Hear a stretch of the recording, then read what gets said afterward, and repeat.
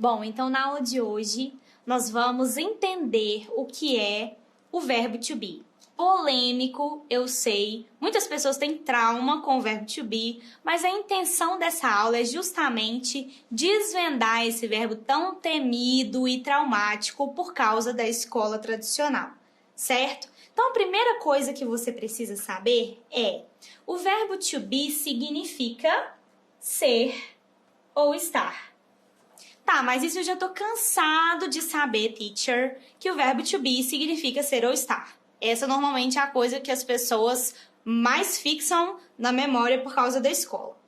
A segunda coisa, e não menos importante, que você precisa entender é: o verbo to be é um auxiliary verb, ou seja, ele é o verbo que vai demonstrar se a frase é uma pergunta, uma afirmação ou uma negação.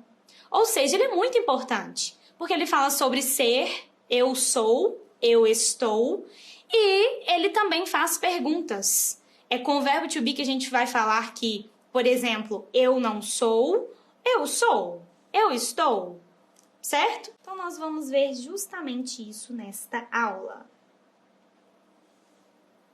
Ser ou estar? A primeira coisa que você precisa entender é como esse verbo é conjugado no português. Olha só que coisa simples. Eu sou. Você é. Ela ou ele é. Nós somos. Vocês são. Eles ou elas são. Que tanto de variação é essa? Nós temos no português isso aqui tudo e a pessoa ainda tem coragem de falar para mim que o verbo to be é o mais difícil. Eu vou te provar logo menos que não. Estar, vamos conjugar o verbo estar.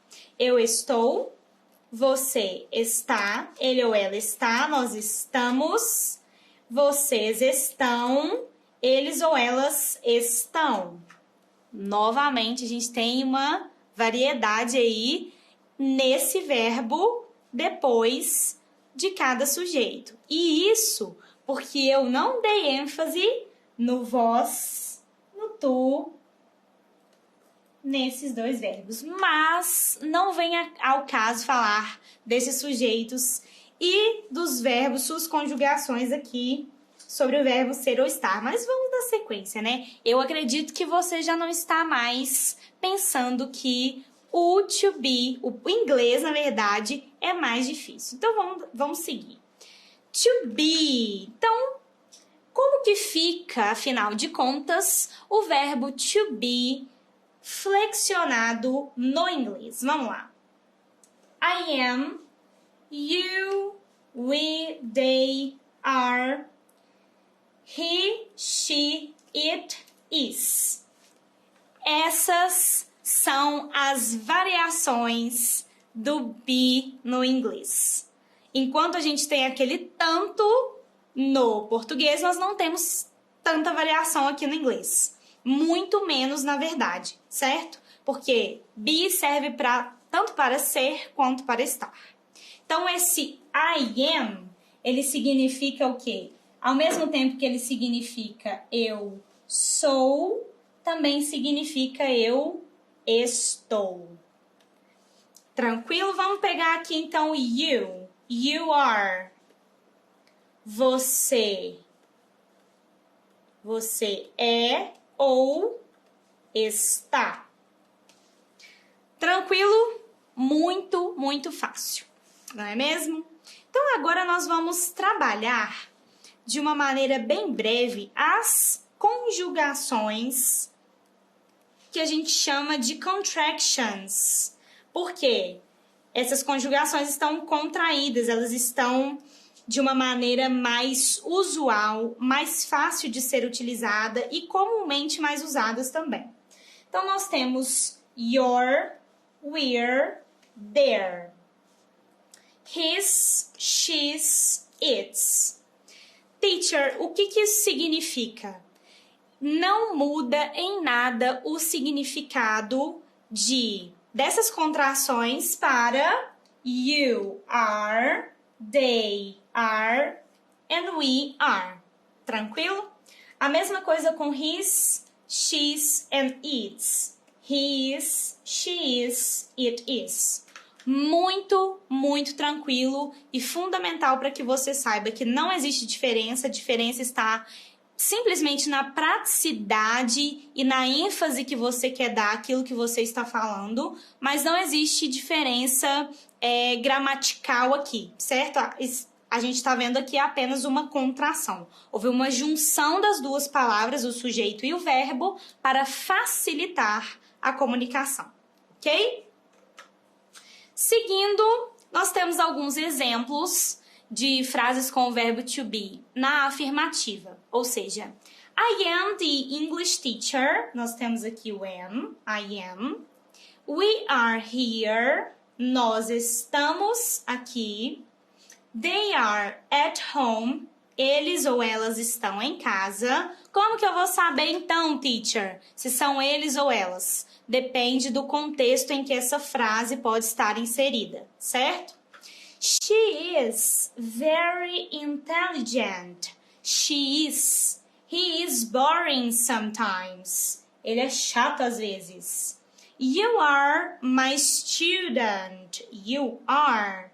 You are my students.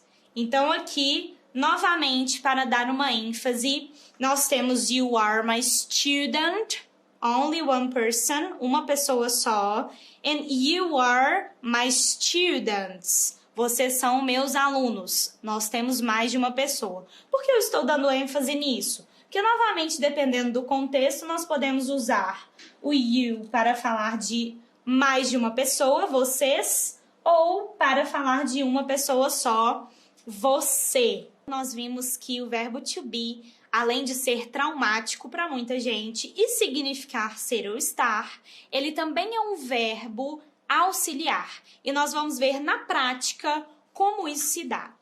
Quando estivermos falando de perguntas, nós temos então essa estrutura aqui. Primeiro nós temos o verbo to be e logo após ele o sujeito em questão. For example, are you at home? Você está em casa? It's a question. So, we have first the verb to be. Então, a gente tem em primeiro lugar o verbo to be. Are they here today? Eles estão aqui hoje, elas estão aqui hoje? Is she beautiful? Ela é bonita ou ela está bonita? It depends on the context. Depende do contexto. Is she an English student? Ela é uma aluna de inglês? Am I a good teacher? Eu sou uma boa professora? Então, nós temos o verbo to be antes do sujeito sempre que a gente quiser fazer uma pergunta sobre ser ou estar. Então, agora nós vamos ver como fazer frases, sentenças negativas com o verbo to be. Isso é possível justamente por ele ser um verbo auxiliar. Veja bem. Negative. Então, primeiro nós temos o sujeito, depois o verbo to be e depois o not. Ou seja, o not, ele é muito importante nas frases negativas, porque ele é responsável por deixar a estrutura da frase negativa. So, here we go. You are not at home. Você não está em casa. Eu sei que não está porque eu tenho not depois do to be. They aren't here today. Eles não estão aqui hoje. Ou elas não estão aqui hoje. Como assim? Aren't, teacher. O aren't é a contração de are not para facilitar a fala. Lembra do they are, their, you are, your? Então, a gente tem aqui também a possibilidade de contrair o to be com o not. Por isso, nós temos aren't, certo?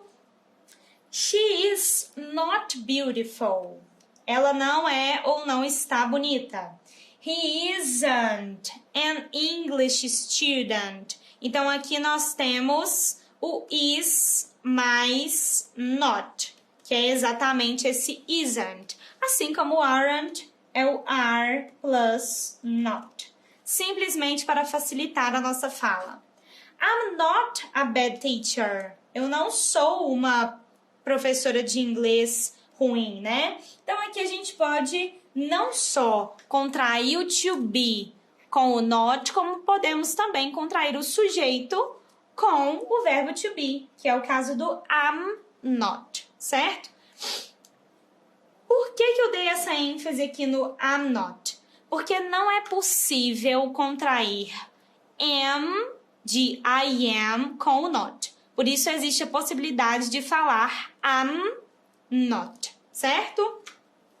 It isn't okay to go to the bar these days. Não é ok, não é bom, não é legal, não é permitido, entre várias outras interpretações, ir para o bar esses dias, certo? Bom, então é dessa maneira que se dá a estrutura negativa do verbo to be. Ou seja, concluindo, podemos fazer afirmações, negações e também perguntas usando o verbo to be, porque ele é um verbo auxiliar. Tranquilo? Espero que você tenha perdido todo o seu trauma do verbo to be com todos esses anos de escola em que foram repetidas as explicações e tempos do to be, porque ele é muito fácil e também muito importante. See you later!